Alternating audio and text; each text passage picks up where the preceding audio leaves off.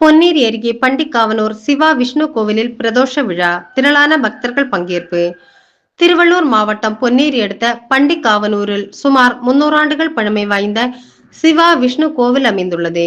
இந்த கோவிலில் வைகாசி மாத தேய்பிறை பிரதோஷ விழா வெகு சிறப்பாக நடைபெற்றது. இதனை முன்னிட்டு ஆலால் ஈஸ்வரருக்கும் திரிபுர சுந்தரி தேவிக்கும் சிறப்பு அலங்காரத்துடன் விசேஷ வழிபாடு நடத்தப்பட்டது. விழாவின் சிறப்பம்சமாக நந்தீஸ்வரருக்கு பால், தேன், பன்னீர், விபூதி மற்றும் வாசனை திரவியங்களுடன் செய்யப்பட்ட அபிஷேகத்தை பக்தர்கள் கண்குளிர கண்டு பக்தி பெருக்குடன் வணங்கினர்.